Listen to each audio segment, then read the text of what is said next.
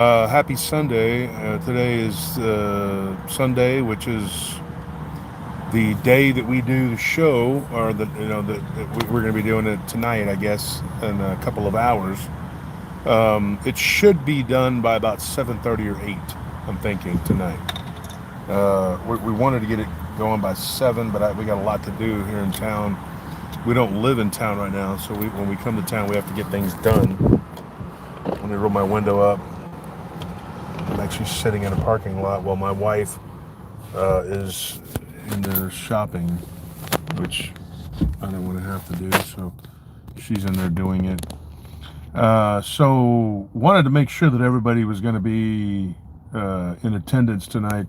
So we had decided, because it was the middle of the week, we thought, you know what?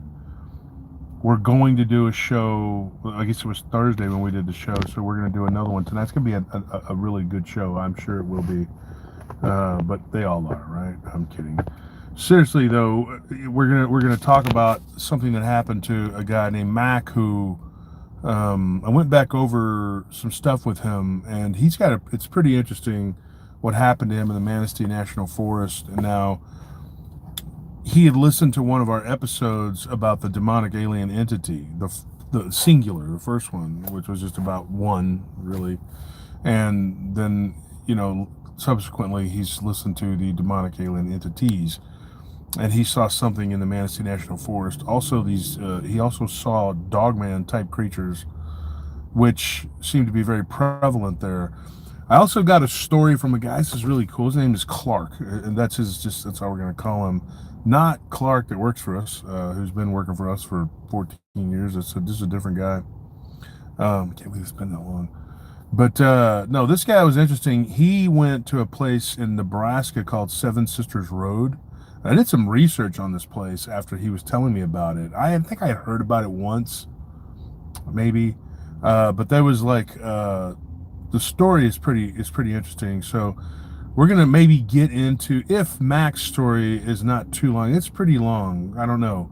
We might be able to get into that, and we're going to try and make it to the studio to record before the show. We're going to try and record after the show, because we have a lot to do, and it's hard. I have a lot of people I want to record with, but I just can't right now, because my schedule's so topsy-turvy, and all this stuff with this house that we're trying to get, whatever. It's just such a nightmare because I'm actually in the process of selling some property and buying some property.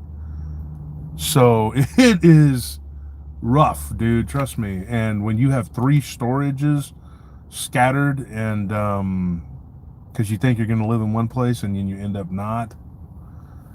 So it's a mess. So we have to drive all the way out of town to the other side of Austin to go into one storage, and then where we used to live, we have this other storage, and then it's a pain in the butt. I have 2 pairs of shoes, and I'm like looking for other shoes, and they're in storage, that kind of thing. And so, Anthony was talking about how one of his chains was in storage, and I'm just like, well, I guess it's gonna stay there, because I'm not digging through 100 boxes to find. Him and Tony did a great job of just getting us moved really quickly. My beard is a mess here because the wind was blowing. My hair is a mess. I don't care. I'll fix it before tonight. But so we got a lot to talk about, and so you guys need to tune in, and I think you'll be really liking the work that we're doing right now. We also are gearing up to do some exploring around the area of Granger, Texas. We went out there the other night on an unofficial investigation. We don't have the equipment to record and make it look whatever, but we are going to do an investigation out there. Pretty creepy place, the area that we went to, where there was dogman activity. I don't say dogman, whatever they are. Wolf-like creatures that run around scaring the hell out of people, making people disappear. Let's put it that way. And don't think for a second that doesn't happen. Everybody's saying, "Oh, they don't hurt you because the therapist show says that they don't hurt people." Yeah, okay, shill, whatever. Yeah, they do hurt people. They do. Okay, I'm convinced of that. I'm convinced that they also chase people and whatever. We here in the West look at these things as like some sort of fictional fairy tale stuff, But I guarantee you, people around the world that have these things and have had these things around them for a long time, they don't look at them as a joke.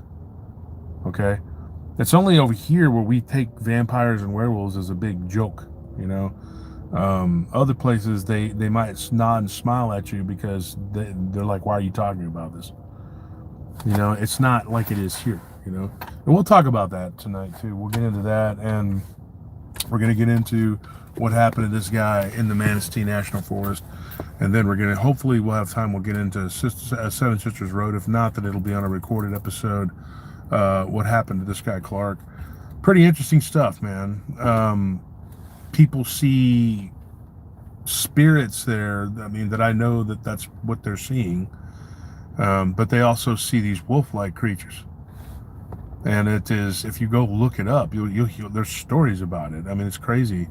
Um, but that happened to this guy, and he was like, he's been trying to contact me for a while, and if you're somebody who's messaged me and has been trying to uh, get in touch with me and tell me your story, don't be discouraged. I am going through a lot, as we all are, with my family and everything else. But we have a lot going on, and not just with the show and everything, but within in our personal lives. So, but there is also a lot going on involving the show. We have like 12 different projects we're trying to nail down and get them done, and bring the content to you. That's the ultimate goal, is getting it out to you. Plus, we're constantly under attack because the people that don't have jobs or whatever they're doing, I don't know.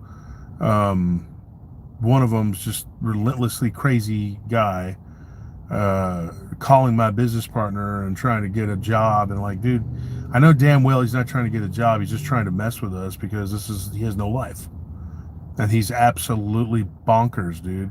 And this is the kind of crap that comes with the territory. I get it, but there's just an avalanche of it. I mean, of people who don't have a life and they don't want to just, I mean, just go your own way, dude. Do your thing and stop messing with our lives. Leave us alone.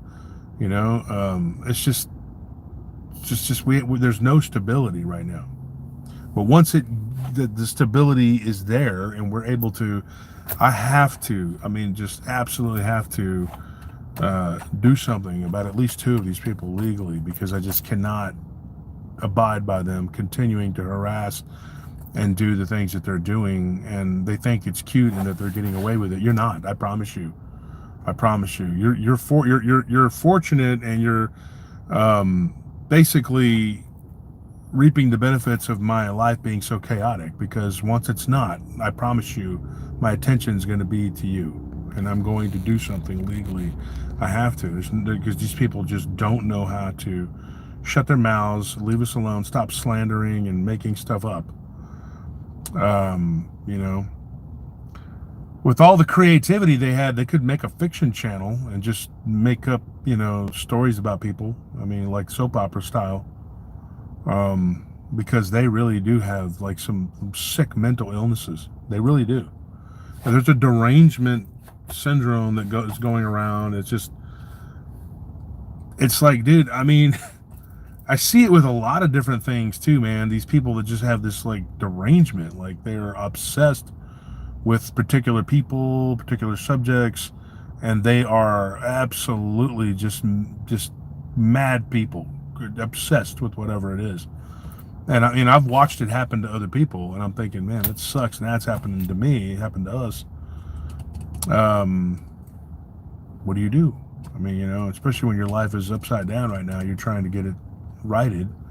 There's very little stability. I mean, everything is just, even with the studio, there's like, they're going to be selling it, and I don't know what's going to happen. It's just everything is happening at one time. We have a new presidency, and the stock market is going up, but gold has gone down, crypto's going up. We don't know for how long. I would predict that the hang in there with crypto, it's going to go up for a while, but then it's going to bottom out again and then go back up. Same thing with gold, and I would say the same thing. Everybody's talking about the investments and some people have said that they've made some money. I would say right now, the stock market, don't be caught up in this too much. In this, this is the honeymoon phase, and there will be some strife. And because this next administration has said that that's going to happen, people are like, why are they saying that? They're being negative. No, they're telling you that that's what's coming because the past administrations have wrecked it. And it's been a slow march to this devastating end.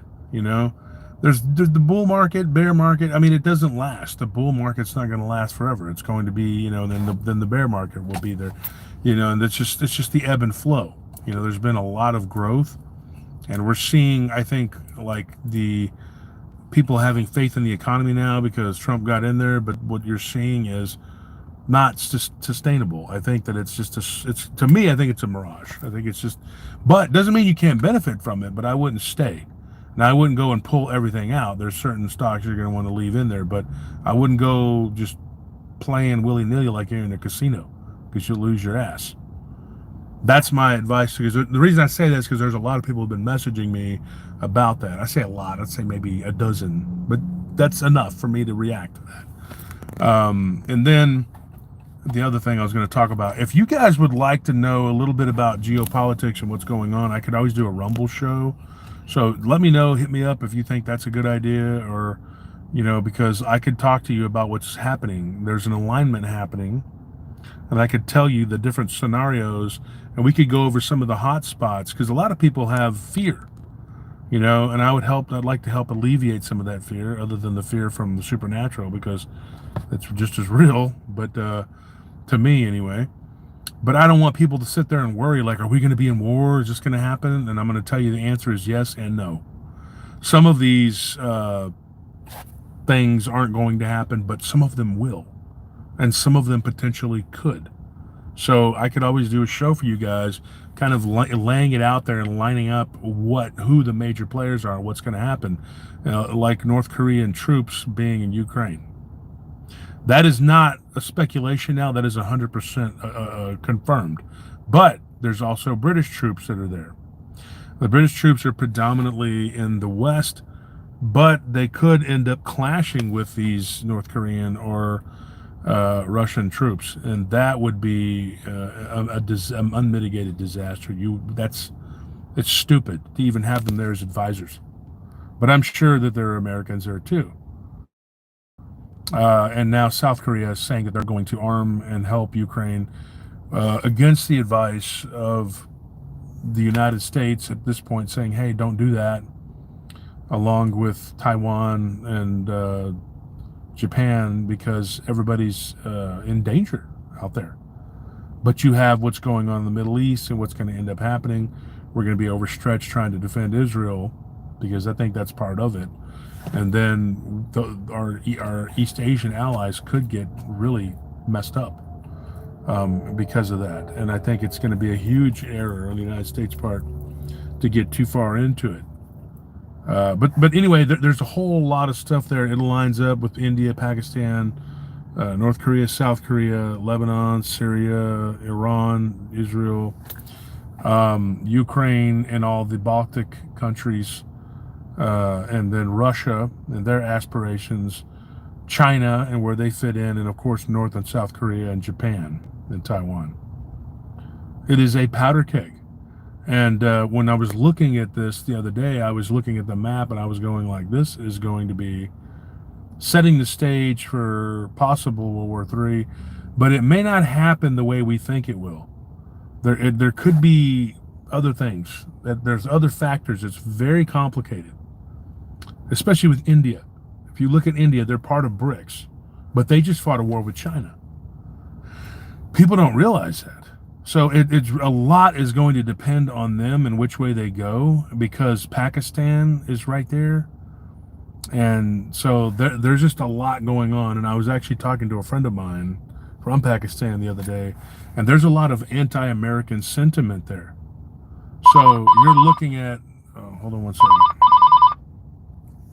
So you're looking at what's potentially, and so if anybody's interested in that and they would like to get a little deeper into it and talk about it maybe on Rumble, let me know.